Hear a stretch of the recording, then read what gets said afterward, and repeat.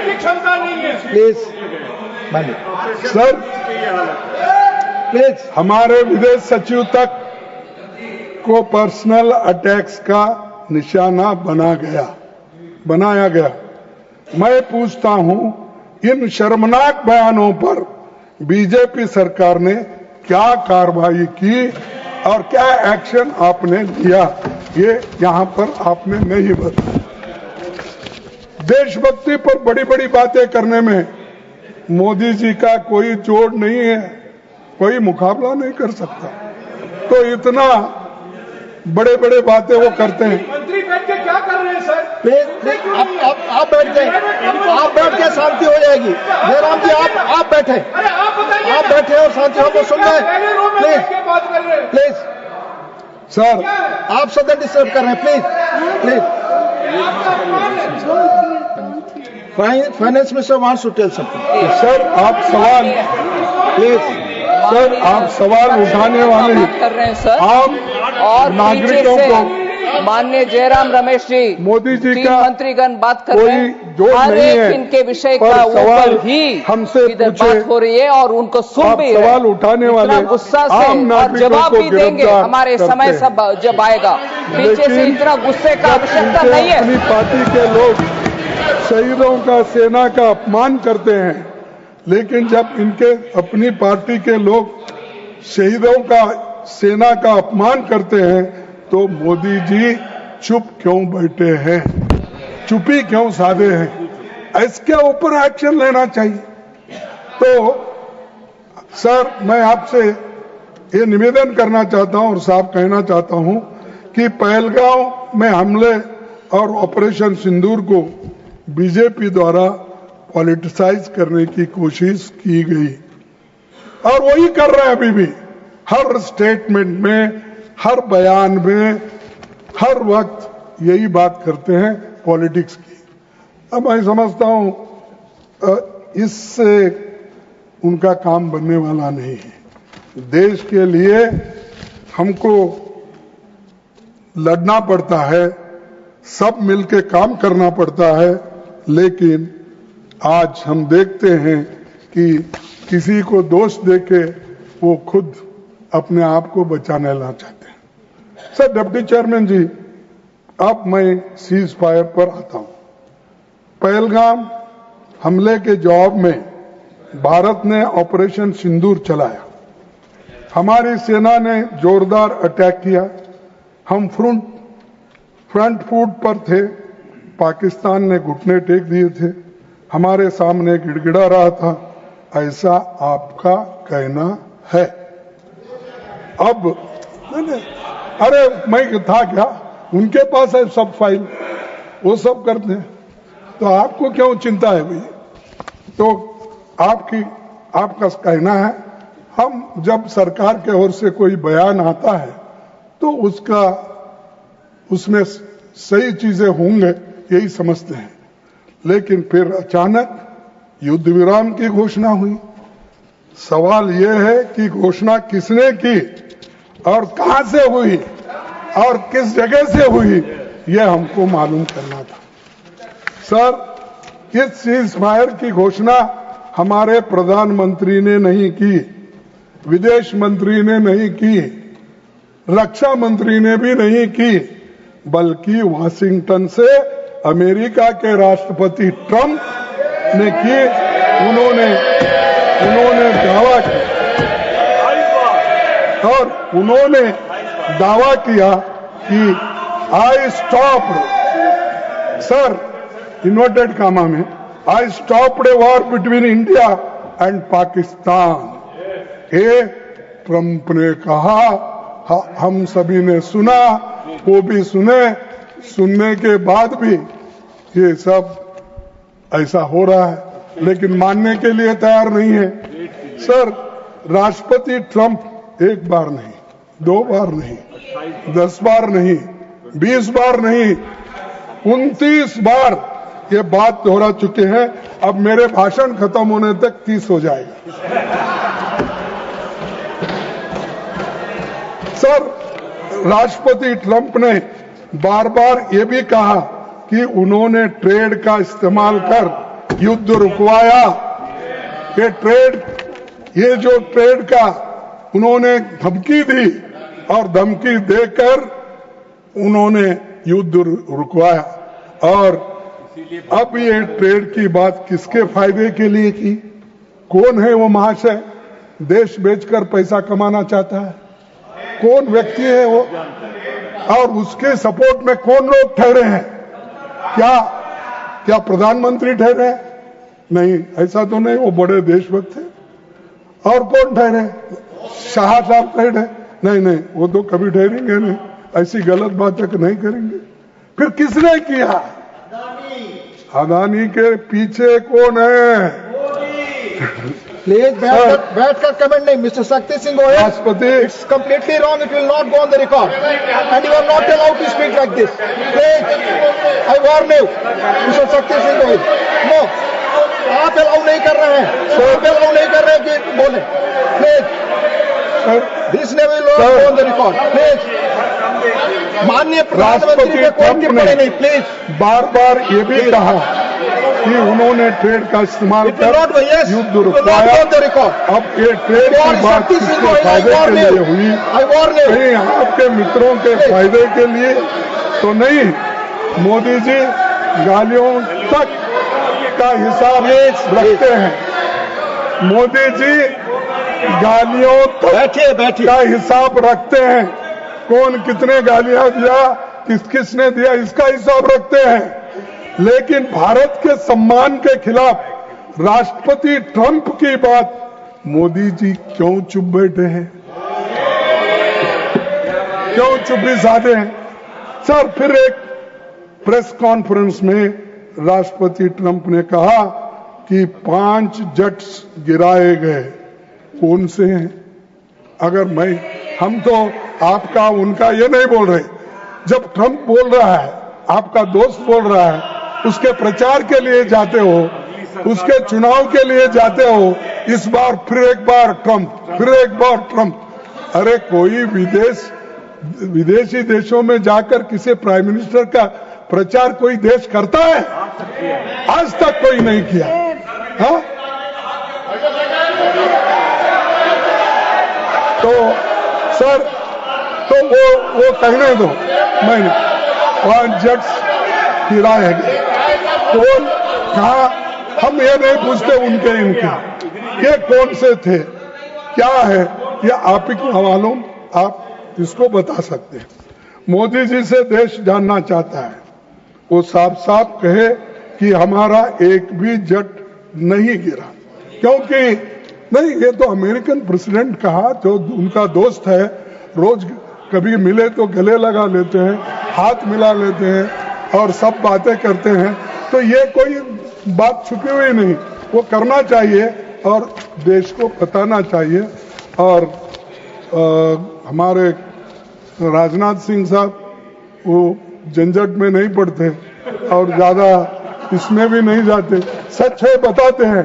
कम से कम ये सच्चाई तो हमको बताओ।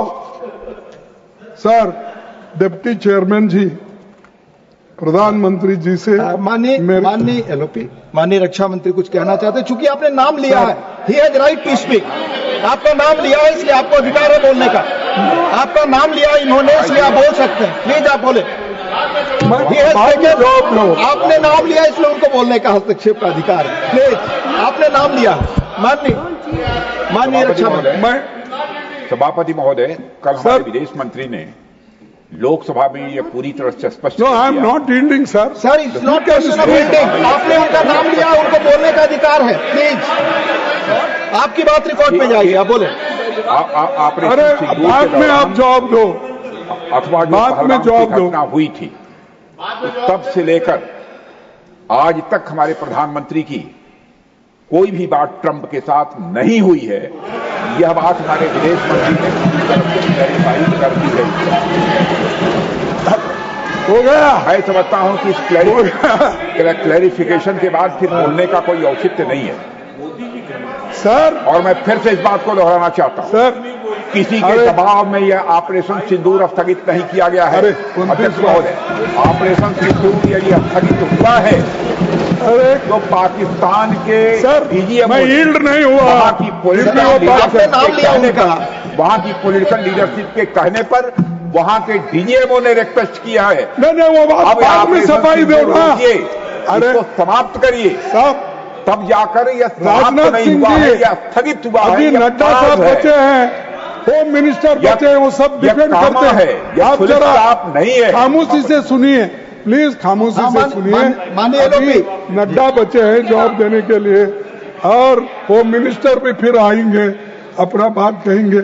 छोड़ो उनके लिए कुछ, हम प्राइम मिनिस्टर से भी पूछ रहे हैं, प्राइम मिनिस्टर से पूछ रहे हैं कि उन्होंने क्यों नहीं इसको कंडेम किया। ये झूठ है, मेरे पास उतनी ताकत है और हम हिम्मत से काम करते हैं। कोई थर्ड पार्टी को हम कभी एंटरटेन नहीं करते। हमारी पॉलिसी है कि थर्ड पार्टी को इसमें इन्वॉल्व नहीं करना, यह हमारी पॉलिसी। लेकिन इस पॉलिसी के खिलाफ क्यों गए आप? तो दोनों मिलके बात करके सुलझाने वाले, आपके दोनों ऑफिसर्स मिलके अगर सुलझाने वाले हैं, थर्ड पार्टी इसमें कोई नहीं है। हमारी तो पहले से पॉलिसी है कि हम थर्ड पार्टी को इन्वॉल्व करके कोई समझौता नहीं करना, हम खुद अपने आप को समझौता करना चाहिए। ये भी पॉलिसी के खिलाफ चलेगा। और सर, मैं अब सीधे सीधे दो चार इसके प्रश्न पूछूंगा, उसका जवाब देंगे मुझे। मैं क्योंकि हमारा सवाल ज्यादा प्राइम मिनिस्टर से है। अब इन्होंने जो रिपोर्ट लाए वो डिफेंस मिनिस्ट्री का रिपोर्ट लाए, लेकिन हम चाहते हैं मोदी जी को क्या हुआ, इतना चर्चा हो रहा, यहां नहीं वहां नहीं, फिर कहां है, आकाश में बैठे क्या?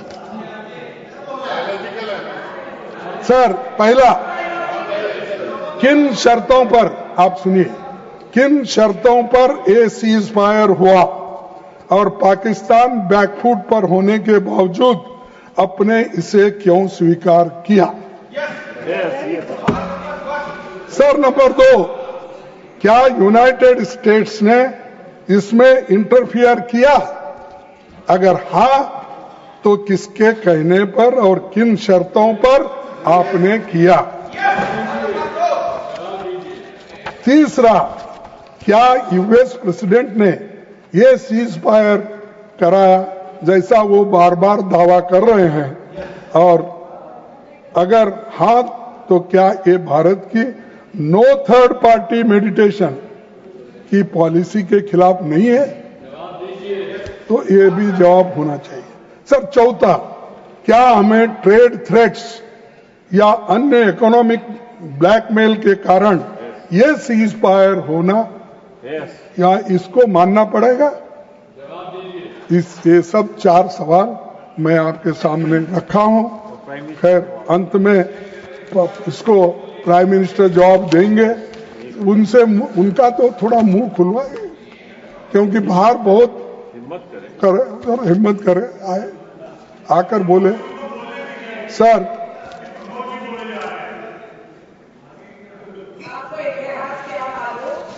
सर, अब फॉरेन मिनिस्टर तो चले गए, लेकिन मैं डिफेंस मिनिस्टर को सुनवाना पड़ता। सर, पहलगाम के बाद जो कुछ हुआ, उससे मोदी जी की 11 साल की फोटो खिंचाने, हाथ मिलाना, जबरदस्ती गले लगने वाला, यही फॉरेन पॉलिसी हो गया है। सच सामने आ गया। सिर्फ इवेंट बाजी से विदेश नीति नहीं चलती कि देश के लिए एक स्पेसिफिक विदेश नीति बनाना होगा और वो विदेश नीति के ऊपर हम सबको चलना होगा। अगर ये सब छोड़ के इसके साथ फोटो लिए, अगर वो दूर भी है तो ऊपर गिर के फोटो लेना, ये सब जरा अच्छा नहीं दिखता। और जिसको आप विश्वगुरु मानते हैं, जिसकी तारीफ इतनी हो रही, इंदिरा गांधी के साथ कभी कंपेयर करते हैं, नेहरू जी से करते हैं, अब फिर कल ट्रंप और उनकी तो दोस्ती है। खैर, मैं कुछ नहीं बोल सकता कि उन्होंने यहाँ तक अपनी बातें कर रहे हैं और वो भी खुश है। और जो उसी लिए तो हमारे जो चेयरमैन साहब थे चले गए बेचारे। विषय पर लौटे प्लीज। सर फॉरेन पॉलिसी सच सामने आ गई। इवेंट बाजी बंद करो और विदेश नीति पक्का करो और उसी से तहत चलने की कोशिश करो। सर हाउडी मोदी और नमस्ते ट्रंप जैसे बड़े बड़े इवेंट के बावजूद भारत के स्ट्रैटेजिक इंटरेस्ट सुरक्षित नहीं हो पाए, क्योंकि इतनी दोस्ती गहरी होने के बावजूद भी आपके साथ कोई नहीं खड़ा हुआ। एक भी देश, यहां तक कि अमेरिका ने भी पाकिस्तान की खुलकर स्पष्ट शब्दों में निंदा नहीं की। पाकिस्तान के आतंकवादियों को सपोर्ट पर किसी भी देश ने कुछ नहीं कहा। तो ये दर्शाता है कि आपके बुरे वक्त में आपके साथ कोई आने वाला नहीं है, ये इससे दर्शाता है।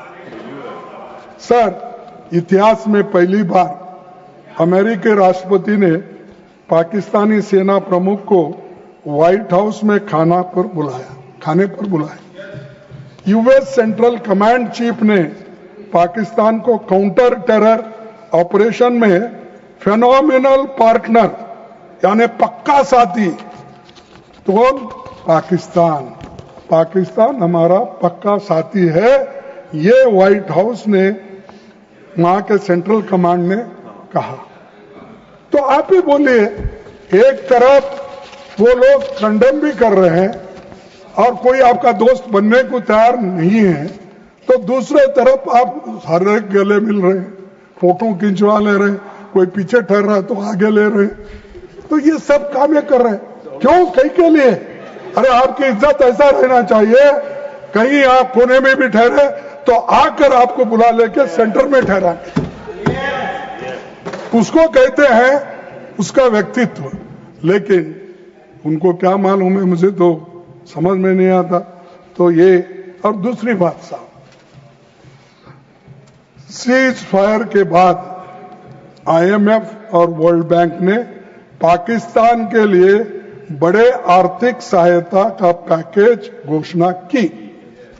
मैं जानना चाहता हूं कि इन दोनों संस्थाओं के बोर्ड में भारत ने एक पैकेज का विरोध क्यों नहीं किया?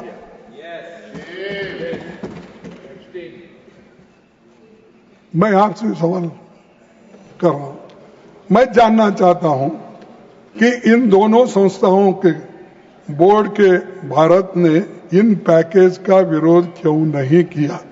ये जो आईएमएफ, वर्ल्ड बैंक एक पाकिस्तान को आर्थिक मदद दिलाने में वो लेने में सक्षम हो गए, वही पैसा टेररिस्ट को जाता, आपने कहा। सभापति महोदय, मैंने पहले भी किया है और बाद में भी सर, और इसीलिए लोकसभा में बोलते मैंने किया है सर, और राज्यसभा मैं में आपको बोलते और भी मैं और आपको और भी बताना चाहता हूं कि डिप्टी चेयरमैन साहब, प्रधानमंत्री चुप क्यों है और क्यों इसका विरोध नहीं करे? हमको भी कारण बताइए, क्योंकि हम तो आपको कहे हैं, आपके साथ हैं देश के रक्षा के लिए, एकता के लिए, अखंडता के लिए। हम तो सभी साथ खड़े हुए हैं, सारे अपोजिशन के पार्टी के लोग और रूलिंग के लोग भी, सब चंद लोग सभी साथ में हैं। तो मेरा एक जो कहना है, ये कहना है कि इतने लोग तुमको दोस्ती तुमने बनाई, लेकिन एक दोस्त भी तुम्हारा साथ नहीं दिया और उल्टा तुम्हारे विरोध में रहने वाले लोगों को उन्होंने पैसे से मदद करवाया और सारी चीजों की मदद उन्होंने की। जिन्होंने अवार्ड भी दिया वो भी नहीं खड़े। सर, डिप्टी चेयरमैन जी, जब प्रधानमंत्री मोदी चुप रहे तब 3 शीर्ष डिफेंस ऑफिशियल्स ने महत्वपूर्ण खुलासे किए। कौन से खुलासे? पहला खुलासा है 30 मई 2025 को CDS general Anil Chauhan Singapore में बोले कि ऑपरेशन के पहले 2 दिनों में टैक्टिकल मिस्टेक्स हुई, ये मेरा नहीं साहब, ये उन्हीं की बात है। उन्होंने ये कहा, chief of defence staff admits to losing aircraft, rectifying plan to hit Pak deep, और उन्होंने खुद इसको माना है। और मैं ये उनसे पूछना चाहता हूं कि जब आपके लोग बाहर बोलते हैं तो हमसे, चीफ ऑफ डिफेंस स्टाफ भाई, CDS admits to losing aircraft, इसको तो बोलते हैं उन्होंने, लेकिन आप नहीं बोलते। ठीक है, ये आप ही का आदमी है, आपका ऑफिसर है, तो मैं ये पूछना चाहता हूं इसके बारे में आपकी क्या राय। सर, 30 मई 2000 को CDS general Anil Chauhan Singapore में बोले कि ऑपरेशन के पहले 2 दिनों में टैक्टिकल मिस्टेक्स हुई। और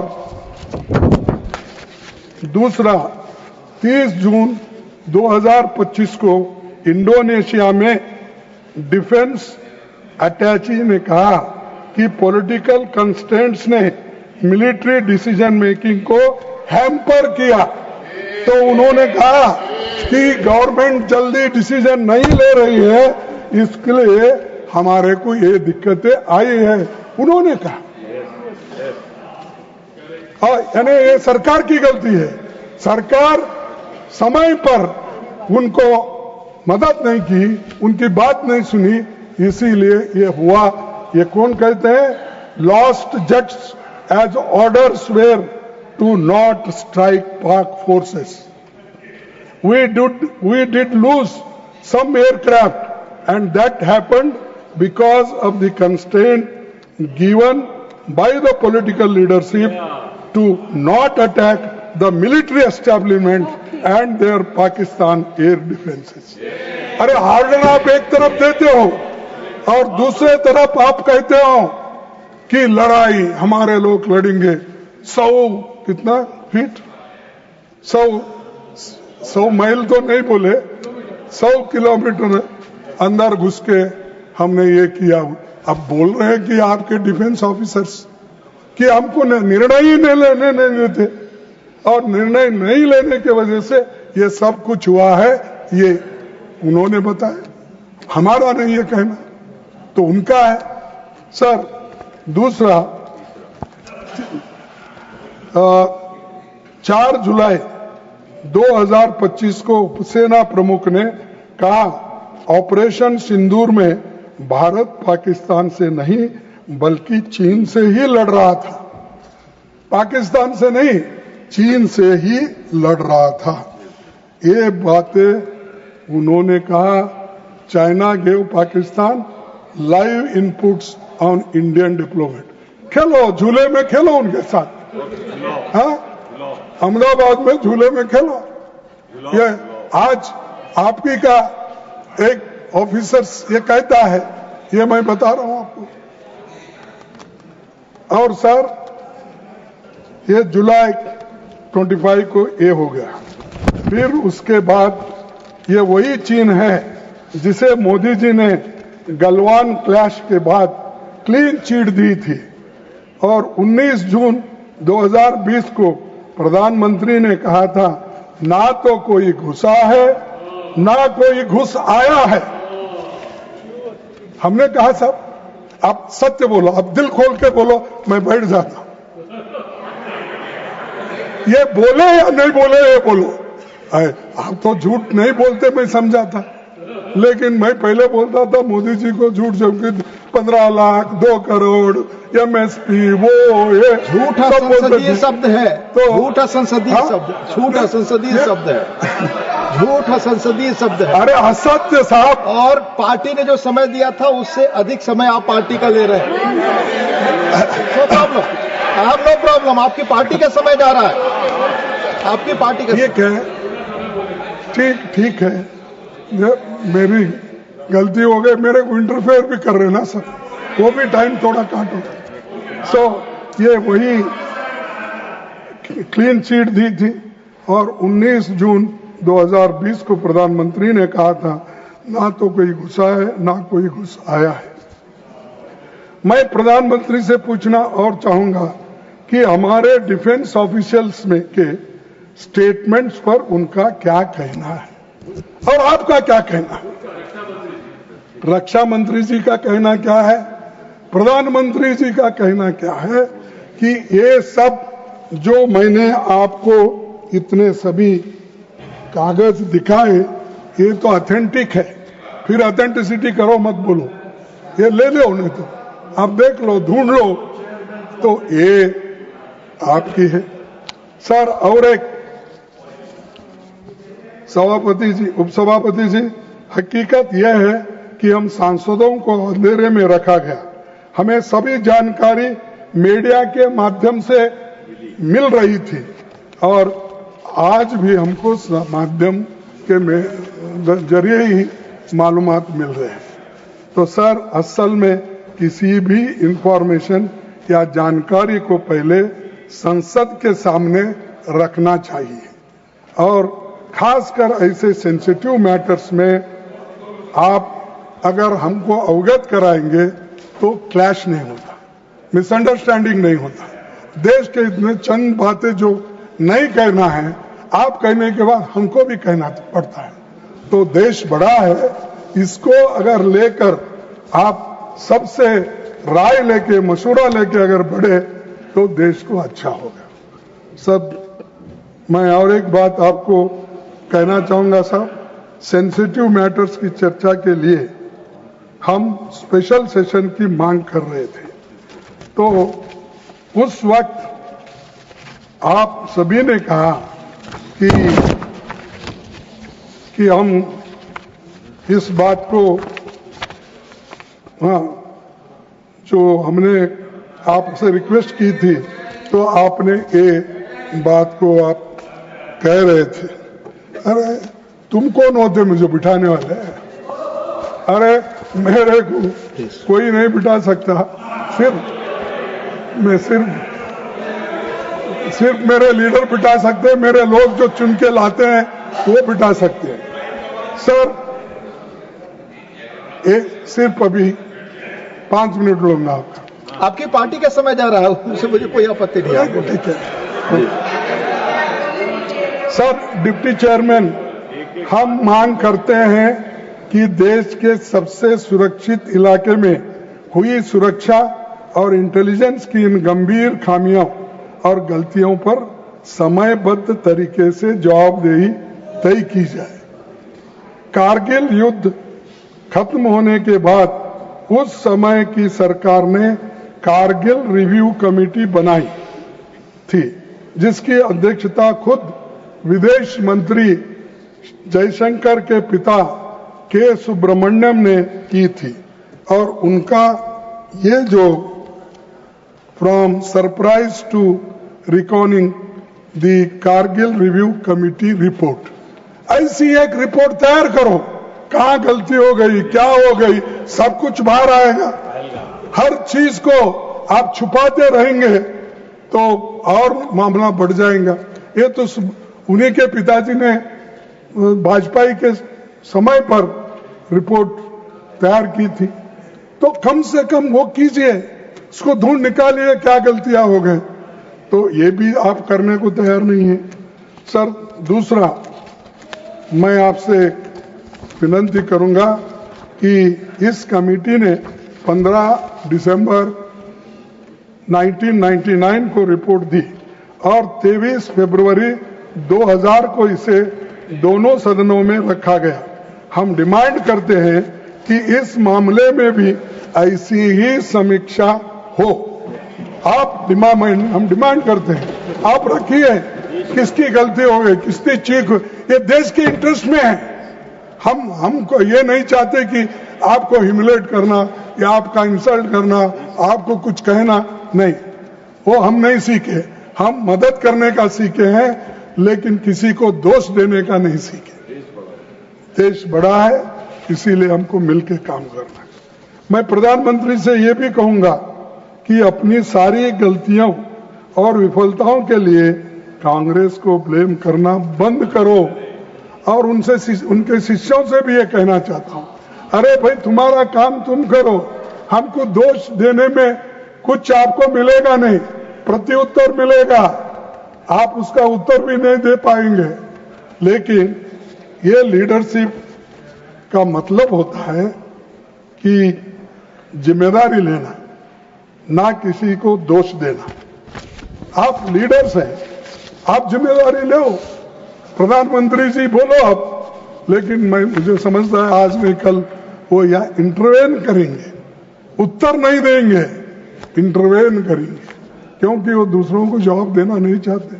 वो छोड़ दिए अपने दोस्तों को, मिनिस्टरों को, तुम जाओ कुछ भी कहो और जो आपको कहना है तो मैं आकर फिर बाद में कुछ। ये कोई प्राइम मिनिस्टर आज तक ऐसा नहीं है, कभी ना कभी डिबेट में पार्टिसिपेट करता ही है, लेकिन 11 साल में इन्होंने कोई डिबेट में पार्टिसिपेट नहीं, घर में आके बैठते नहीं सदन में, और अगर आए तो भी वो, मैं उस हाउस में बोला था एक बार, वो जब आ रहे थे तो सुषमा स्वराज जी ने बोला कि आ गए, उनका दर्शन लो, उनके बोले, तो मैं बोला दर्शन लेने को क्या वो भगवान है?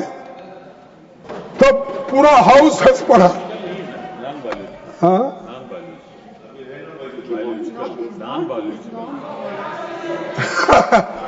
तो ये उन्होंने ये हाउस में ऐसा हुआ, फिर भी वो इनको सबको मालूम है, अपने राजनाथ सिंह साहब को, सबको।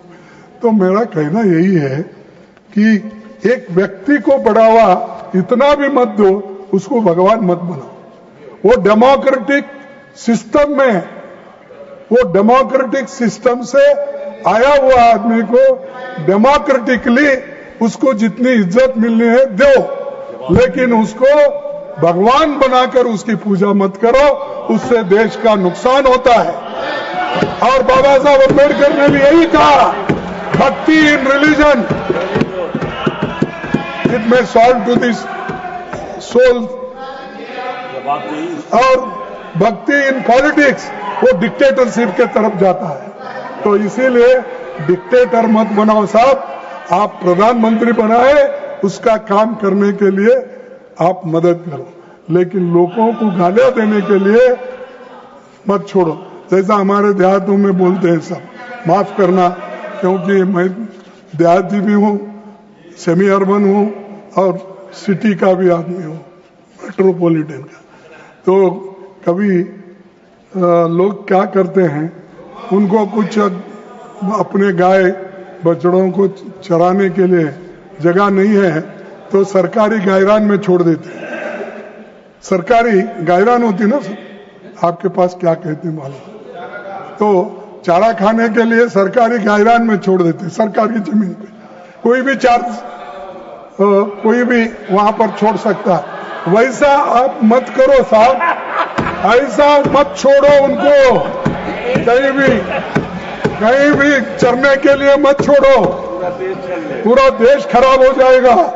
तो इसीलिए सर मैं आपसे ये विनती करूंगा, सर अप्रैल को मैंने खुद सबसे पहले बेंगलुरु में एक प्रेस कॉन्फ्रेंस की और कहा हम हर कदम पर सरकार के साथ है। ये हमने कहा, पहला आदमी मैं बेंगलुरु से प्रेस कॉन्फ्रेंस करके 1 घंटे में हमने कहा, क्योंकि हमको देश चाहिए।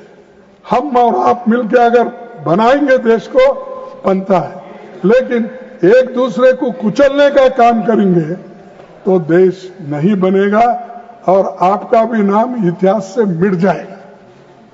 भाइयों, सरकार जो कदम उठाएगी हमारा सरकार को पूरा समर्थन रहेगा, ये हमने कहा था, लेकिन सरकार को अपने गिरेबान में भी झांक कर देखना चाहिए कि हम आपके साथ जब चट्टान की तरह खड़े थे तो आप क्या कर रहे थे? आप ये कर रहे थे, भारत तैयार है, ये ऐसा फोटो मेरा डालकर आपने ये प्लीज माननीय खड़गे, आप अपनी बात खत्म करें। 16 नहीं, आप देखिए, आप नियमता कोई पोस्टर और आप नहीं दिखा सकते। फॉलो द नियम। और लीडर ऑफ अपोजिशन से उम्मीद की जाती है कि वो please do not show this things.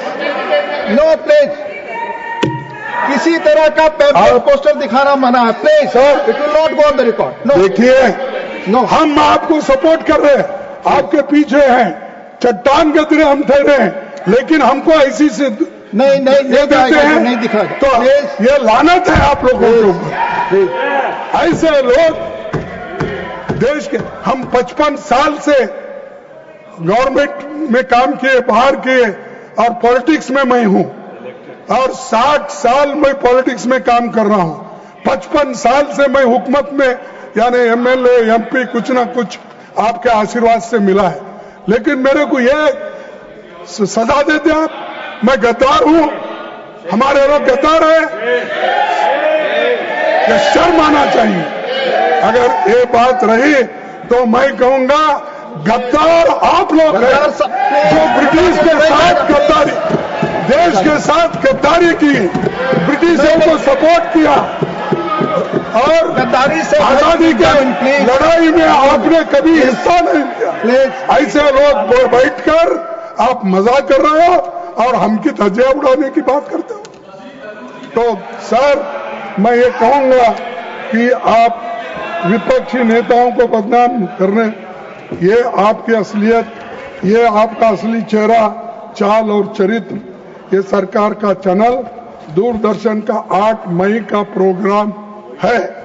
तो इसीलिए जब सरकार का प्रोग्राम ही ऐसा होता है, कितना विष आप में भरा है, कितना पॉइजन आपके इसमें भरा